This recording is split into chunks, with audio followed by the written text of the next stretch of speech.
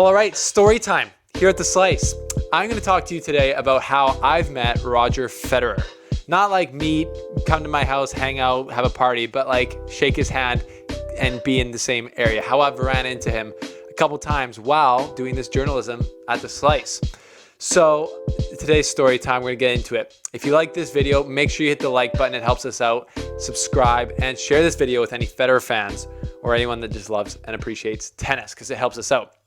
So to start off, I fell in love with tennis after watching Federer play. I don't know if it was like 2009, 2010, but I just thought it was the most amazing kind of athletic movements and sport I've ever seen, and I wanted to try it out. Did it, fell in love. The rest is history. So I'm a huge Federer fan. So people are always like, yeah, you just say that because you're a Fed head. You love Federer. I'm like, you got me. Guilty. I am a Fed head. I am a Federer fan. I also respect all tennis players, and I bring the news to the best of my ability fairly. But today I'm talking about how I've met Federer, who is my tennis hero. So there was 3 tournaments that I was at that I tried to meet him. So I started at a Slice at the beginning of 2017. At Cincinnati that year, applied for a media pass, didn't get it. I was like pretty small, just ambitious. You got to believe in yourself before other people do. And didn't get the media pass, so I went to Cincinnati to hopefully see Federer there. Because, you know, at that point, you still never knew how much time Federer had left before he was retired. I was like, I got to see him before he retires.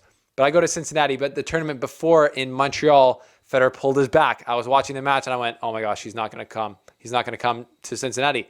Didn't show up to Cincinnati. I still had a great time. Met a lot of cool people. Saw Dimitrov, Kyrgios play and practice. It was a great time. Didn't see Federer there. So the next year, 2018 Indian Wells, I go, also don't get a media pass, kind of bummed about it. But we went down, had a great time. I spent some money, and I got great seats for a day session. And the way it works is you don't really know exactly before the tournament who's going to be playing when. So it's just all luck. But it turns out that I got a great day match, Jeremy Chardy versus Roger Federer. And before that, I got to watch him practice up close, get some clips, harass him a little bit about the shoes he was wearing. Did a little fake interview. It was all fun and games. Federer, have you been watching The Slice? What's your opinion on the shoes you're wearing? Talked to his coach, Severin, from across the court. What's it like to be Instagram famous now? Nice. It was great. Saw him practice. I was like, wow, this is amazing. Then goes and watched the match. And from the seats that I had, it was just unbelievable to see how fast he was on the court. Like, it's super underrated if you're watching on TV. And it's just how explosively he hits the ball, how powerful he plays. There's so many oohs and ahs in the crowd when he's playing. It's absolutely unreal.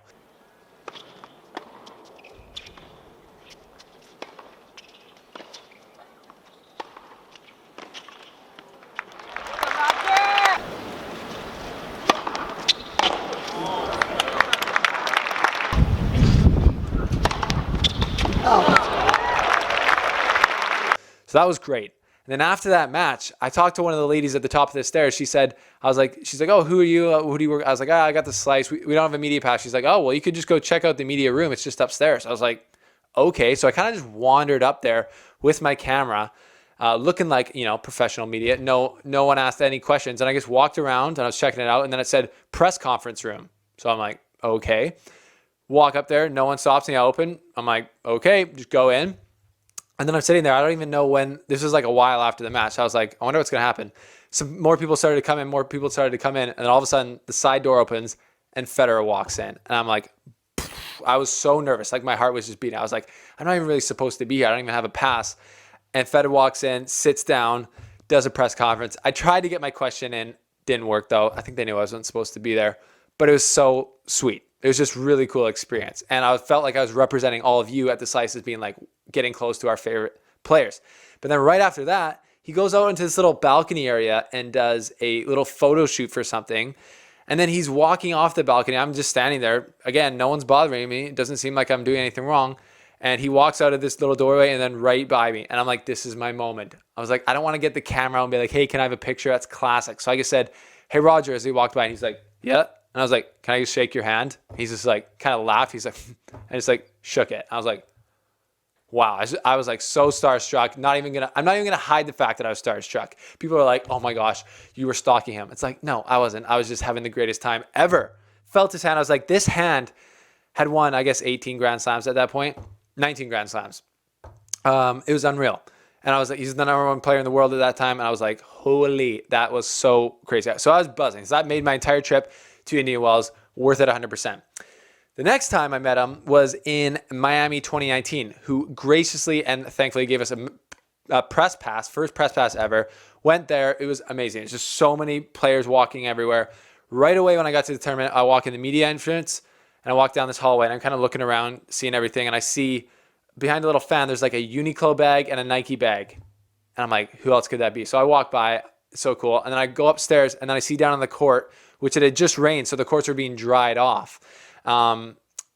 And then from up there, I could see it. Federer had entered the court, and along with all like the volunteer staff and the event staff, he was drying off the court with his feet with a towel, getting ready to try and have a hit. So I wander down there. No fans are in there. It's just media, players, and the people running the tournament. And I walk courtside, as you can see here, and just got to watch him hit. I think he was hitting. Forget who he was hitting with. But it was just amazing to see how loose he is in practice, just stroking the ball. I just even was standing like right on the court there with him, just watching, which was so cool. So then later that day was media day. So the players came into the press zone and just did like open forum questions with all the media. So I got there early, got to be prepared in life. I'm like, you got to be lucky to be there. But then if you're there and you're not prepared, the luck won't matter. So it's like, you got to work hard. But I got there, got seated right in this little circle. And as you'll see here, Fed walks in, and then I get my moment to ask him a question. Hello, everybody. Yes, sir. Okay, guys, let's do a total 10 minutes in English and then Swiss. Hey, Roger. With a tough loss to the team last week, how quickly do you get over losses like that now compared to earlier in your career? I think it always depends on how the match played out, how you feel at the very end. Do you feel like you have massive regrets? Do you want to go back in time and play certain shots over again and hope for a different outcome? I don't know, I felt like that one was easier to digest, even though the result was close. I felt like I was still happy with the run I had, I guess, in Dubai and in Wells. So it's definitely much easier nowadays than when I was younger. It always took much longer then. Roger. So yeah, that was absolutely insane. He's like looking right into my eyes. We're just talking. I was like, I didn't even know really what to ask because the tournament hadn't started and all the other media had asked the questions, and a lot of dumb questions too. But I thought that was a decent question. Decent question. Rate my score out of 10. But before that, actually, so I just like walking in the underground hallway after he came off the court. He walked right past me. I'm like, so just like, this is sweet. No one's really bothering me. I said, Roger, how are the courts feeling? And he's like, and he just stops and kind of turns. He's like, well, wet, if you ask me. He's like, and then everyone kind of laughs in the hallway because it's like, oh, the big boy's here, and we all laugh. And then he just goes, yeah, no, but it was good. It was pretty slow, but they'll get better. And I was like, nice. And he just walked into the playroom. I kept on my way, and I was like, that's pretty nifty, isn't it? So that was a lot of the Miami time. And then I didn't get to see him play a match there, but I got to see him practice here. You'll see some clips of that against Tsitsipas. That was amazing to see. We're just standing right there. And then, right as I left the tournament, I had to go catch my flight. He walked on to the match. Good